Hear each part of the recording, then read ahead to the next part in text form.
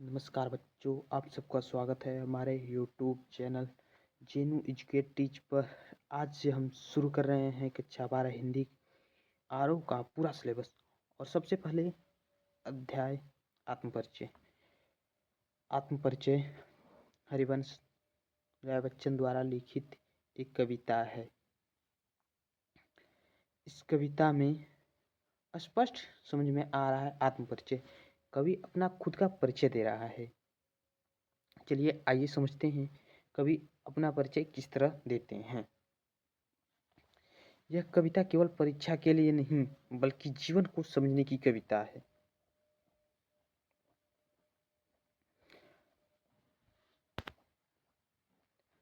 तो देखो बच्चों, ये जरूरी नहीं है कि हम हर कविता को पढ़ के छोड़ दें, उससे कुछ सीख लें, उसको पढ़कर कुछ सोचें और समझें, उसको अपने ज़िंदगी में उतारने की कोशिश करें। वो जो लिखा गया है वो हकीकत में सही हो सकता है या नहीं। तो आज की इस वीडियो में हम जानेंगे कविता का शब्द अर्थ और हर स्टेंजा का भाव। यूपी बोर्ड में एग्जैक्ट सवाल आए गए और टॉपर बनने की स्ट्रेटजी। तो बच्चों कॉपी पेन निकालिए और वीडियो को अंत तक ध्यान से देखिए। बच्चों, आत्मपरिचय कविता उस समय लिखी गई थी, यानी कि जब हमारा देश आज़ाद हुआ उसके 2-4 साल बाद की कहानी कविता है। जब हमारा देश आज़ाद हुआ तो वैसे ही अंग्रेजों ने कब्जा कर रखा था। उसके बाद आज़ाद होने के बाद लोगों को छुआछूत और ऊंच नीच का बहुत ज़्यादा भेदभाव था। जो बड़े थे वो खुद को मतलब बहुत वो समझते थे कि हमारे जैसा कोई नहीं है। जो नीच थे वो भी सोचते थे कि जो बड़े हैं उनसे कोई वो न लड़ाई झगड़ा न हो। तो जो बड़े लोग थे खुद को पहचानते थे और अपना समाज में क्या प्रभाव है उसको दिखा देते हैं। तो बच्चों, आत्मपरिचय कविता उस समय लिखी गई थी जब समाज में दिखावे, झूठी प्रतिष्ठा और अहंकार बहुत बढ़ गया था। यानी मैं बताया कि अहंकार अहंकार यानी घमंड बहुत, ये सब ज़्यादा बहुत बढ़ गया था। लोग खुद को, जो बड़े लोग थे वो खुद को पहचानते थे। जो बड़े लोग थे वो खुद को पहचानते थे नाम से, जाति से और धन से। बच्चन जी की सोच का विरोध करते हैं। बच्चन जी इस सोच का विरोध करते हैं कि नहीं, ऐसा नहीं होना चाहिए। उनका कहना है कि इंसान असली पहचान विचार और संघर्ष होता है। अगर मान के चलो आदमी का असली पहचान होगा तो वो अपना संघर्ष और विचार से हो सकता है। कैसे? यानी जो जितना मेहनत करेगा वो उतना आगे जाएगा। और उसका विचार क्या है, क्या सोचता है वो, उसके हिसाब से उसका परिचय होगा। अब कवि के बारे में विस्तार से समझते हैं। हरिवंश राय बच्चन आधुनिक हिंदी कविता स्तंभ के कवि हैं और यह छायोत्तर काल के प्रमुख कवि माने जाते हैं। यानी छायोत्तर काल यह कब है, इसकी समय सीमा क्या है?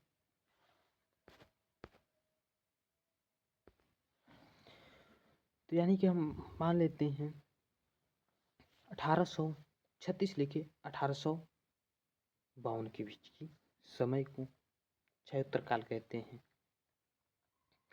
उनकी कविता की विशेषता है सरल भाषा है। जो उनकी भाषा है, जो जिस भाषा में लिखे वो भाषा सरल है।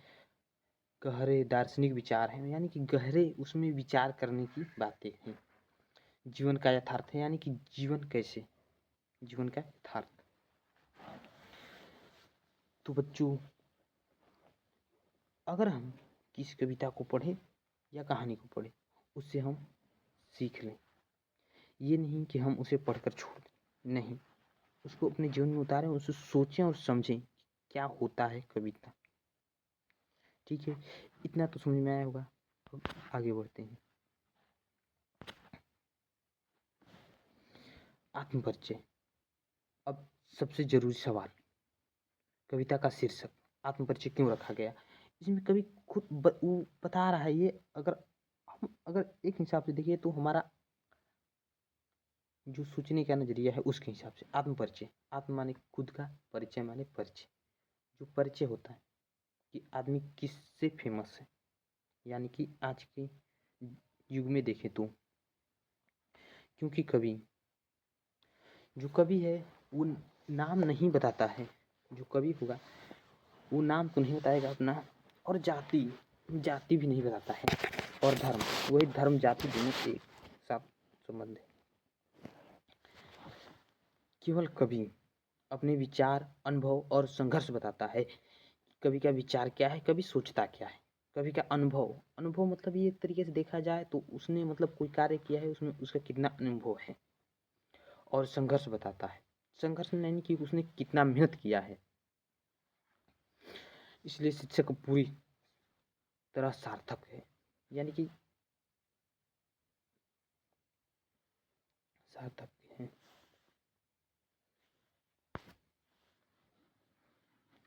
अब आते हैं चलिए कविता पे। कविता का भावखंड। कवि कहता है, मुझसे मेरा नाम मत पूछो, मैं किसी कुल या धर्म को नहीं पहचान हूँ। यानी कि मैं किसी कुल या धर्म की पहचान नहीं हूँ। यानी कि वो बता रहे हैं कोई धर्म और कुल की पहचान नहीं करता। भाव, कभी बाहरी पहचान को अस्वीकार करता है। कभी बाहरी जो समाज में दिखावे हैं उसको अस्वीकार करता है, स्वीकार नहीं करता, क्योंकि वो जानता है कि अगर किसी व्यक्ति का परिचय होगा तो उसके मेहनत और विचार से होगा। अगर यानी कि क्या सोचता है वो और क्या कर रहा है उसके हिसाब से। अगर मान के चलो कोई आदमी, सबसे मुकेश अंबानी को देख लो, वो मेहनत किया, विचार किया, उसके हिसाब से वो ऊपर गया है, बड़ा बना है। तो वैसे हमारा भी हो सकता है कि हम भी अच्छे विचार रखें और संघर्ष करें। संघर्ष करने से अगर पीछे हटेंगे तो हम ऊपर नहीं जा सकते, क्योंकि एक ही वो रास्ता है। अगर जितना संघर्ष करेंगे उतना ही ऊपर जाएंगे। तो आइए द्वितीय खंड भाव देखते हैं। कवि कहता है, मैंने जीवन में हार भी देखी है और जीत भी देखी है। यानी कि हार क्यों होता है पता है? हार यही होता है कि आपने अच्छे से कोई उस काम को किया नहीं, उसके हिसाब से हार जाते हैं आप। या नहीं तो ये भी होता है कि आप कहीं और के लिए होते हैं, इसलिए भी हार जाते हैं।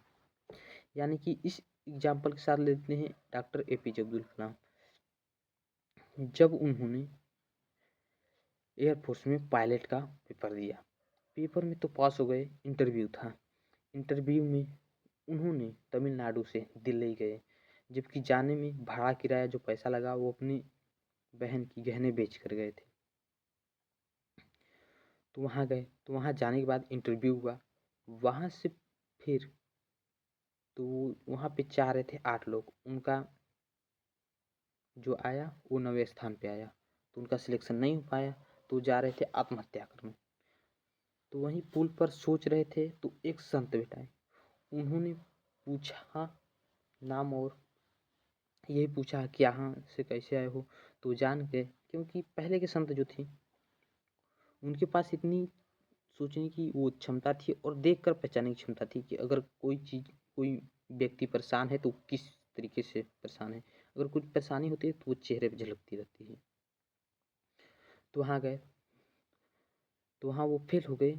यानी हम समझ सकते हैं कि हमारी हार जो होती है वो हमारे मेहनत पे डिपेंड करती है और भाग्य पे। अगर उस दिन APJ अब्दुल कलाम अगर सिलेक्शन हो गए होते एयरफोर्स में तो आज मिसाइल कौन बनाता भारत में? बताइए। अमेरिका तो बना लिया था, भारत में कौन बनाता है? इसीलिए हार भी देखी है, हारना जरूरी होता है, और जीत भी देखी है, जीतना भी जरूरी होता है। कवि कहता है, मैं न तो देवता हूँ नहीं दानव, मतलब मैं देवता नहीं हूँ, देवता जो ईश्वर कहते हैं जिसे। और दानव राक्षस भाव है इसका। कभी स्वयं को साधारण मनुष्य मानता है, मतलब कभी यानी कि इतना पढ़ा लिखा हुआ है, खुद को एक मनुष्य मानता है, नॉर्मल हिसाब से साधारण आदमी। तृतीय भावखंड कभी जीवन के दुखों की बात करता है, जो उसके जीवन में सुख दुख आए हैं। वह कहता है कि दुखों ने मुझे तोड़ा नहीं बल्कि मजबूत बनाया है। जब दुख आती हैं तो जिसने सोच लिया कि मैं अब टूट चुका हूँ, अब मेहनत नहीं करूँगा, वो टूट जाता है। जो उससे लड़ने की कोशिश करता है वही आगे बढ़ता है। यहाँ संघर्ष की महत्ता बताई गई है। संघर्ष जो जितना ही करेगा उतना ही आगे जाएगा। अंतिम भावखंड कवि कहता है मेरी पहचान मेरा अनुभव है। अनुभव पहचान मतलब उसका क्या है, मतलब अनुभव एक तरीके से देखो एक्सपीरियंस।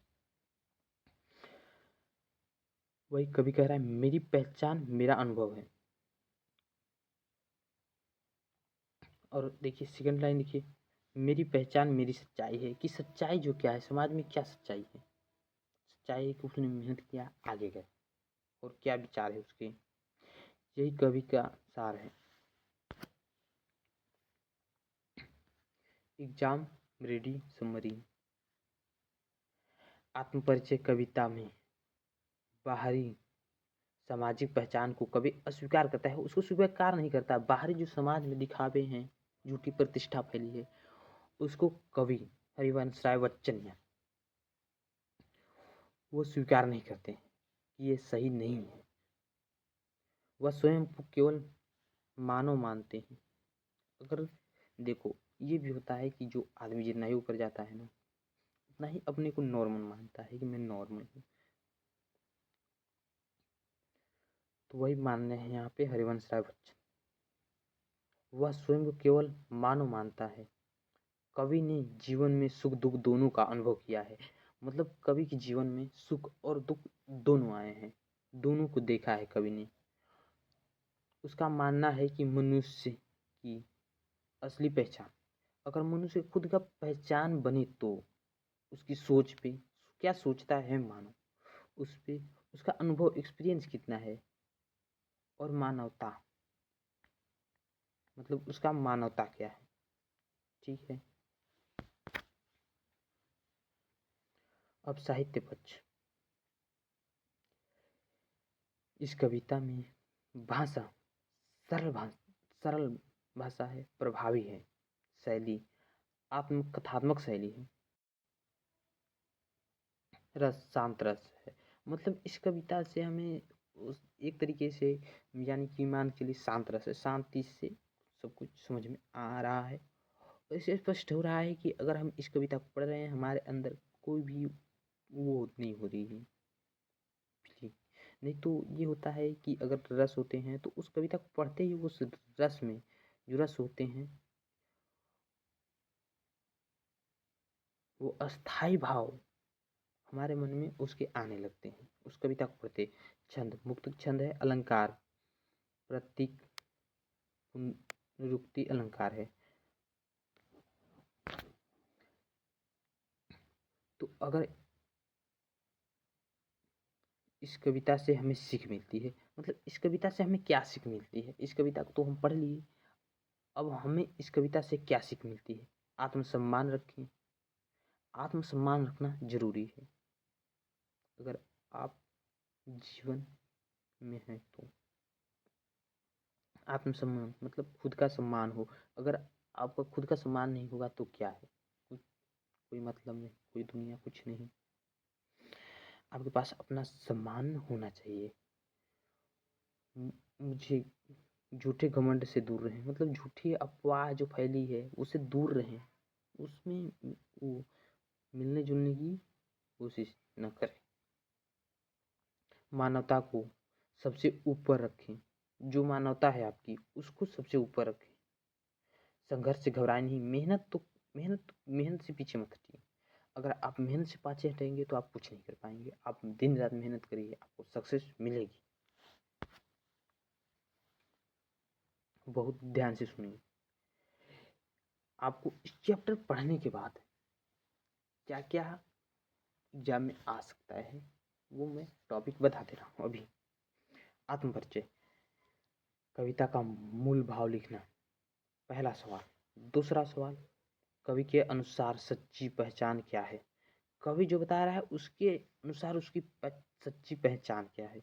तीसरा सवाल, कवि का नाम और कुल को क्यों अस्वीकार करता है?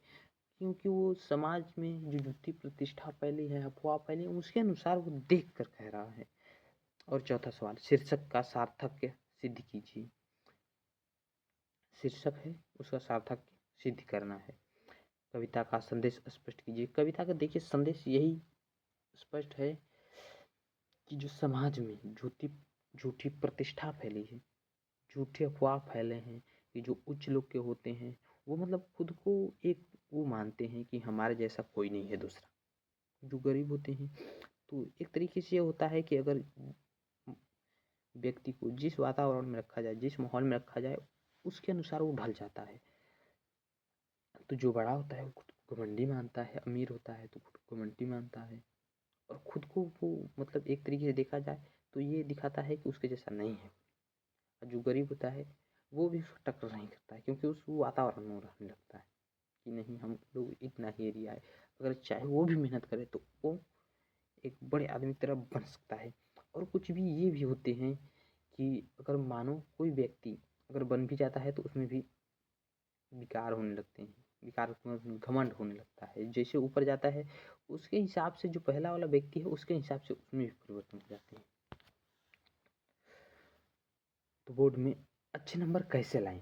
अगर आपको बोर्ड में अच्छा खासा नंबर लाना है, यानी 100 में से 97 लाना है, 98 लाना है, 96 लाना है, तो देखिए भूमिका, अगर आपसे पूछा जाए भूमिका क्या है तो उसको 2 पंक्ति में लिखिए, 3 पंक्ति में लिखिए, 4 पंक्ति में लिखिए, 4 रो में लिखिए, 3 रो में लिखिए।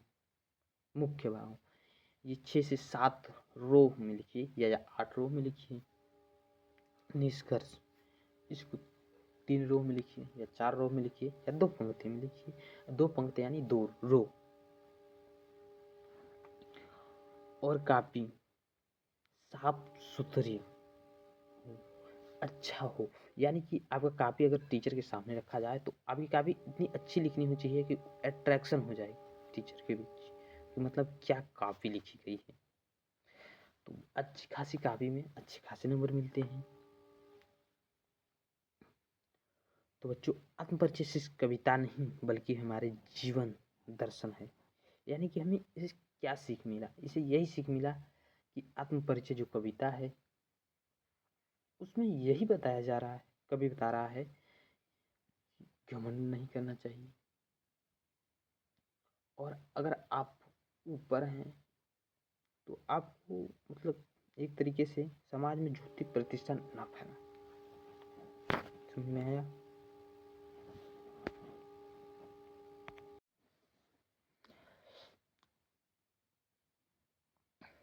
अगर वीडियो आपको पसंद आया हो तो लाइक करें, सब्सक्राइब करें और बेल आइकन दबाना ना भूलें। अगर वीडियो अच्छा लगे तो कमेंट में बताएं अगला सेक्शन कैसा रहेगा। Okay, bye bye.